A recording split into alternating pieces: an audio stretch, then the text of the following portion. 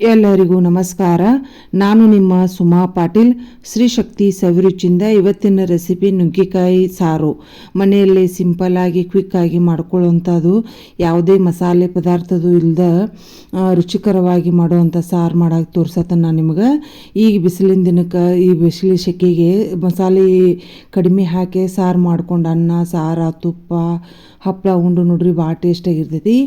ಇದನ್ನು ಮಾಡ್ಕೊಳಕ್ಕೆ ಒಂದು ಸ್ವಲ್ಪ ನುಗ್ಗೆಕಾಯಿ ಇದ್ದು ಅದ್ರ ಇನ್ನೂ ಒಂದು 2-3 ತೊಗೊಂಡು ನಾನು 2 ಟೊಮೆಟೊ ಹಣ್ಣು ಮತ್ತೊಂದು ಅರ್ಧ ಬೌಲ್ ಹೆಸರುಬೇಳೆ ಅರ್ಧ ಬೌಲ್ ತೊಗರಿಬೇಳೆ.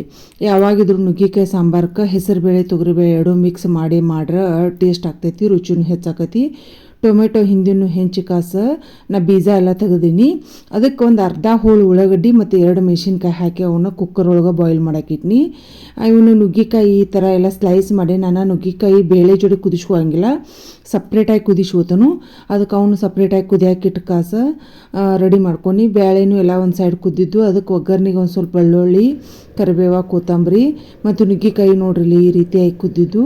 ಇವು 80% ಅಷ್ಟು ಕುದಿಬೇಕು ನುಗ್ಗೆಕಾಯಿ, ಅಂದ್ರೆ ರುಚಿ ಆಗ್ತೈತಿ. ಈ ಸಾರು ಮಾಡೋಕೆ ಒಗ್ಗರ್ನಿಗೆ ಒಂದು ಸ್ವಲ್ಪ ಎಣ್ಣೆ ಹಾಕಿ ಸಾಸಿವೆ ಜೀರಿಗೆ ಒಂದು ಸ್ವಲ್ಪ ಎಕ್ಸ್ಟ್ರಾ ಜೀರಿಗೆ ಹಾಕಿದ್ದೆ ನಾನು.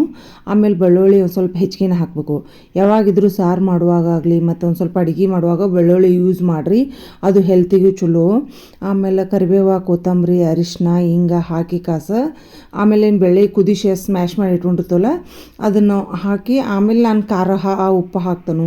ಯಾವಾಗಿದ್ರೂ ಒಗ್ಗರಣೆ ಒಳಗೆ ನಾನು ಖಾರ ಹಾಕಂಗಿಲ್ಲ, ಅಂದ್ರೆ ಅದು ಖಾಟ್ ಹೇಳ್ತೈತಿ ಮತ್ತು ನಾನು ಕಲರು ಚಲೋ ಬರೋಂಗಿಲ್ಲ ಅಂತ ರುಚಿಗೆ ತಕ್ಕಷ್ಟು ಉಪ್ಪು ಹಾಕಿ ಖಾರ ನಾನು 2 ಚಮಚೆ ಮಸಾಲೆ ಖಾರ ಹಾಕೀನಿ ಮತ್ತು 1 ಚಮಚದಷ್ಟು ಪುಡಿಗಾರ ಅಂದ್ರೆ ಗೊಡ್ಡಗಾರ ಹಾಕೀನಿ.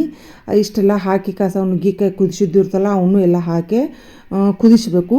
ಟೊಮೆಟೊವನ್ನು ಹಾಕಿರೋದ್ರಿಂದ 1 ಚಮಚದಷ್ಟು ನಾನು ಚಾಕಾಕೋ ಸಕ್ಕರೆ ಹಾಕೀನಿ. ಸಾರು ಯಾವಾಗಿದ್ರೂ ನಾವು ಎಷ್ಟು ಕುದೀತೈತಲ್ಲ ಅಷ್ಟು ಟೇಸ್ಟ್ ಬರ್ತೈತಿ.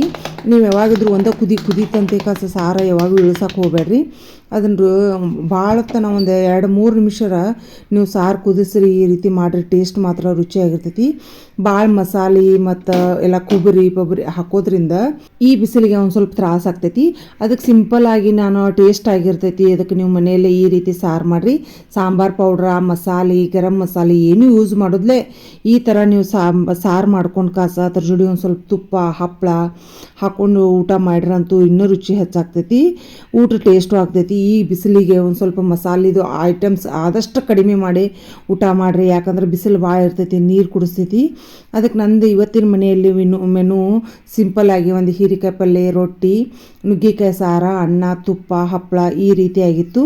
ನಿಮಗೂ ಇದು ಸಾರು ಇಷ್ಟ ಆಯ್ತಂದ್ರೆ ನೀವು ಮನೆಯಲ್ಲಿ ಮಾಡಿರಿ, ತುಂಬ ರುಚಿಯಾಗಿರ್ತೈತಿ.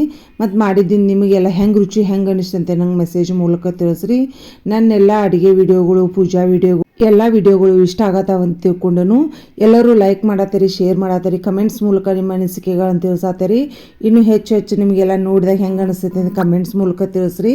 ಮತ್ತು ಯಾರೆಲ್ಲ ಫಸ್ಟ್ ಟೈಮ್ ನೋಡ್ತಾರಲ್ಲ ನನ್ನ ಈ ವಿಡಿಯೋ ನನ್ನ ಚಾನೆಲ್ನ ಸಬ್ಸ್ಕ್ರೈಬ್ ಮಾಡೋದಂತೂ ಮರೆಯೋಕೆ ಹೋಗ್ಬೇಡ್ರಿ.